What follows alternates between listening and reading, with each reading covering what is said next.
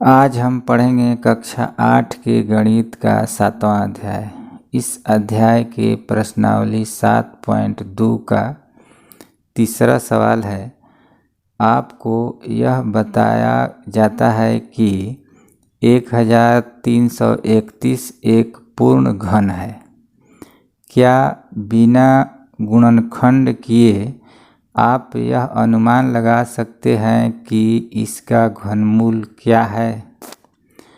इसी प्रकार 4913, 12167 और 32768 के घनमूलों के अनुमान लगाइए। इसको बनाने से पहले हमें कुछ नियम समझना होगा। तो यहाँ पर मान लीजिए कि यह संख्या है 0, 1, 2, 3, 4, 5, 6, 7, 8 और 9। टोटल 10 संख्याएं हैं। तो कोई भी घन संख्या है, जिसे यह पूर्ण घन संख्या है, पूर्ण घन संख्या होना चाहिए। पूर्ण घन संख्या है तो इसके इकाई के स्थान पर यदि 0 है तो उसके घनमूल का जो इकाई का अंक होगा वह भी 0 होगा। और यदि इकाई के स्थान पर 1 है तो उसके घनमूल के इकाई के स्थान पर भी 1 ही होगा। जैसे 0 है घन संख्या में तो उसके घनमूल का भी इकाई का अंक 0 होगा।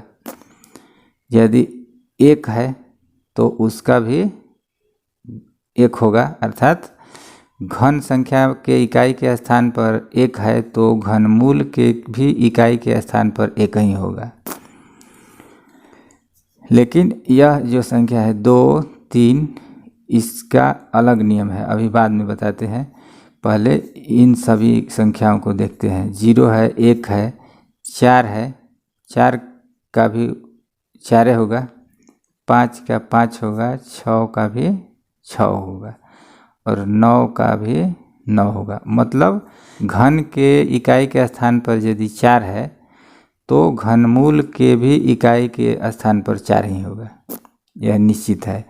यदि घन संख्या के इकाई के स्थान पर 5 है तो घनमूल के इकाई के स्थान पर भी 5 ही होगा। 6 है तो 6 होगा, 9 है तो 9 होगा।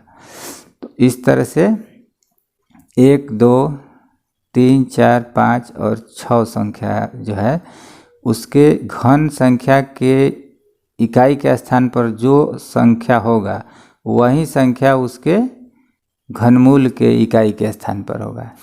अब बाकी बचता है 2, 3, 7, 8। तो इसके लिए यह नियम है कि 2 और 8 दोनों सम संख्या हैं और 3 और 7 ये दोनों विषम संख्या है। तो विषम संख्या के साथ विषम संख्या और सम संख्या के साथ सम संख्या का संबंध है। क्या संबंध है कि यदि कोई संख्या पूर्ण घन संख्या है, उसके इकाई के स्थान पर 2 है तो उसके घनमूल का इकाई का अंक 8 होगा। और घन संख्या के इकाई के स्थान पर यदि 8 है तो उसके घनमूल का इकाई का अंक 2 होगा। यानी 2 है तो 8 होगा, यदि 8 है तो 2 होगा। तो इस तरह से यदि 3 है तो 7 होगा और 7 है तो 3 होगा। विषम संख्या का विषम संख्या में और सम संख्या का सम संख्या से संबंध है। तो इस तरह से अब हम समझते हैं सवाल को। जैसे यह है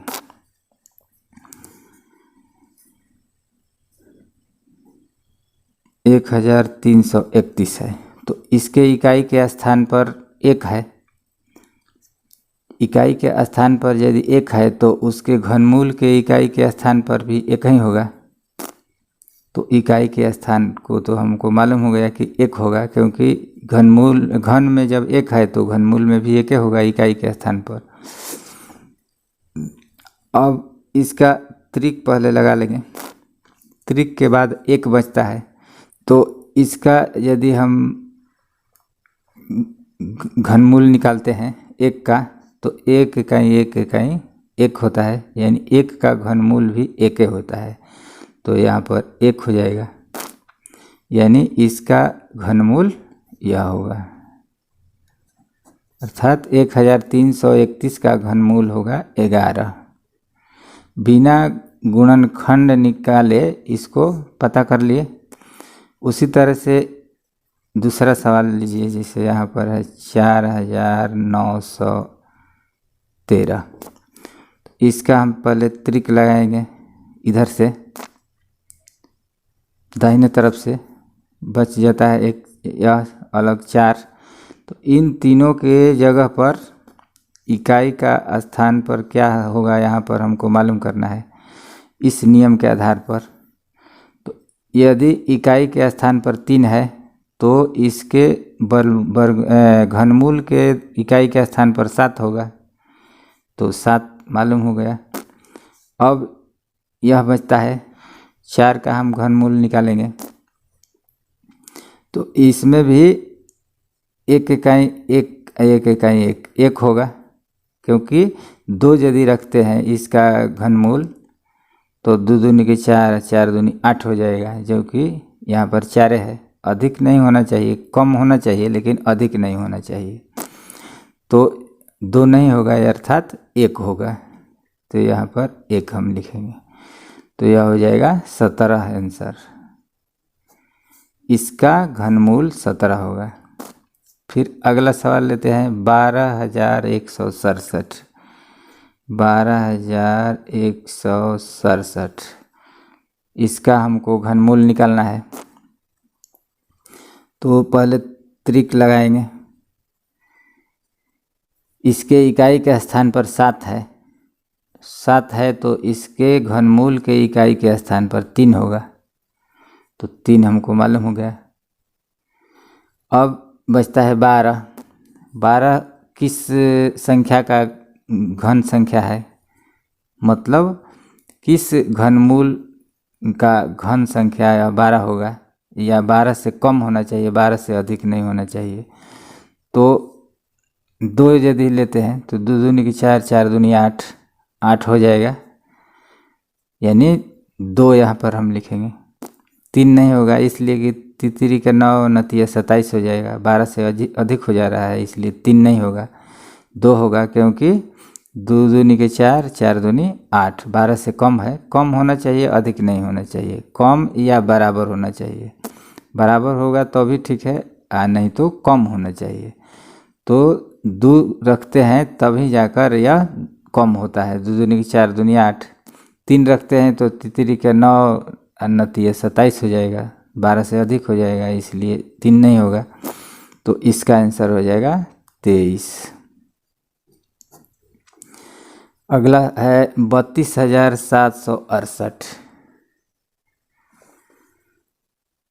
32,768 इसका त्रिक लगाएंगे इधर से और यह बच गया।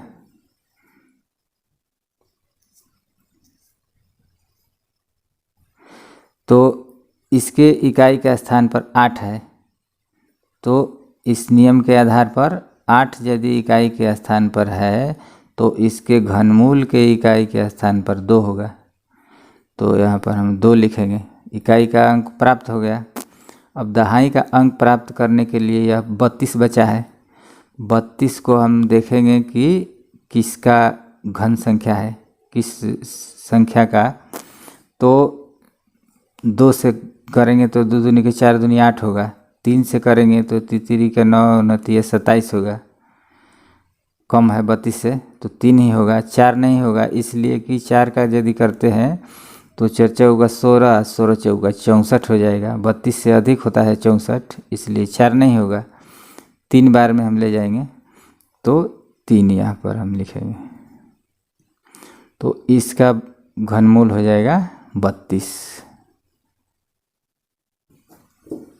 आसान है, क्योंकि गुणनखंड विधि से बनाने में एक एक संख्या को बहुत खंड खंड में उसका गुणनखंड करना पड़ता है, जबकि इसमें केवल इतना नियम यदि याद रहेगा तो कोई भी घनमूल निकाला जा सकता है बहुत आसानी से।